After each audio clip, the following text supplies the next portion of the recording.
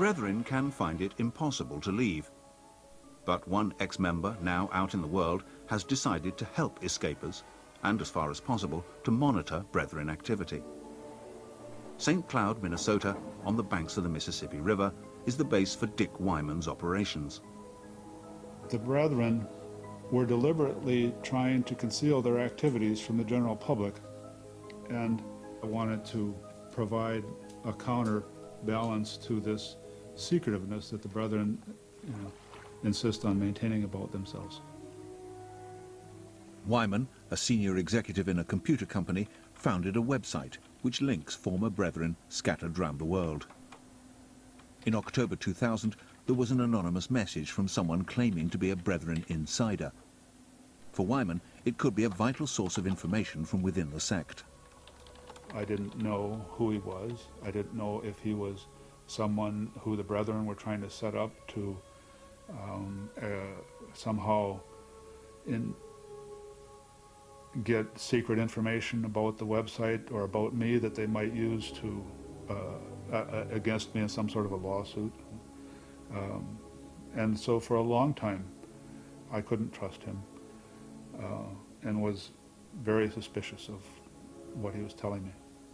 Wyman knew that no Brethren member should have access to computers because the leader has declared all modern technology evil. Today, Brethren refer to what they claim is a New Testament prophecy that the man of sin, who will emerge in the last times, will use computers to control the world. The whole IT system, if you like, the computer area, is marked and running into the man of sin in Revelation. The number 666, I'm sure you'll know about, and there it is, barcodes and everything. So we seek just simply to live a life separate from that. Is where they can actually lead to and what they can lead to is the problem that we have with them. The insider is keeping concealed a laptop computer and a mobile phone, and filming with a camcorder, all forbidden by Brethren rules. Through the internet, he discovered a world of instant communication that the Brethren believe stems from the evil one that St. John calls the Prince of the Power of the Air. These are the insider's words. There was a Brethren urban myth about a huge quantity of anti-Brethren propaganda on the internet. Part of the sense of our own importance is bound up with being under attack. It's a kind of justification. I decided to look for it.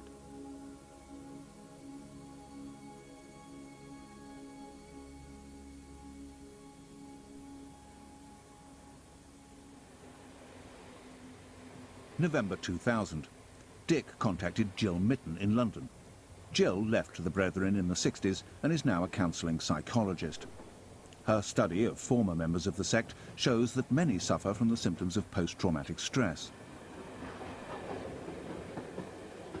When you're within the Brethren, there is a certain sense of warmth and security and being taken care of, and your problems are solved for you. So there is a warm, loving feeling while you're in. But it's what they do to those who want to leave. Family members who are ostracised and rejected. They are very destructive. Wyman asked her to assess the Brethren contact. A secret meeting with the insider was set up at a London station.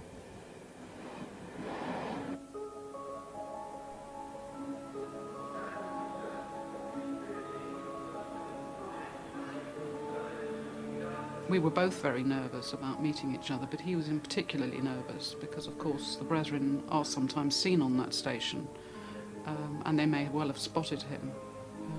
I think once we got into the coffee area, he felt safer because that's not a place they're likely to frequent. I liked him immediately. I saw someone who was quite a gentle person, who was quite shy and yet very articulate. From that time, Jill knew that former Brethren could rely on information from the insider. Since begin to interact with him since that beginning, I've modified my own position with respect to the brethren to some extent, become a little more conciliatory, a little more willing to see them as not demonic and totally evil.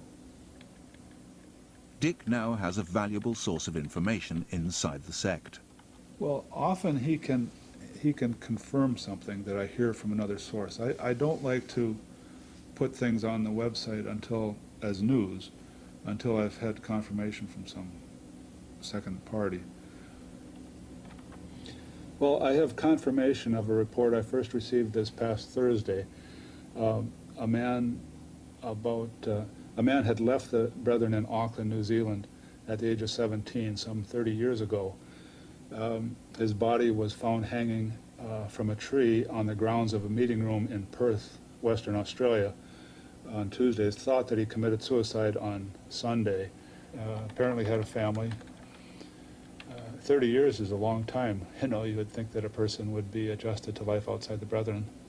But to go to a meeting room a long ways away from home and commit suicide there, I imagine, is intended to send a message to the Brethren.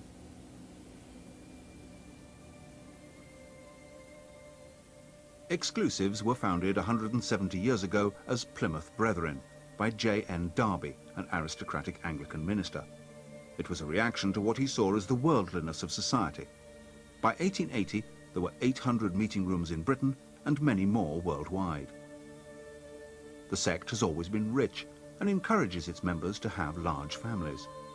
When an American, James Taylor, emerged as the universal leader in the 1920s, they became known as the Taylorite Exclusive Brethren. Schisms have occurred all through their history. In 1970, when their leader, Taylor's son, known as Big Jim Taylor, was discovered in bed with one of his female followers, 8,000 decided to leave, and many families were split.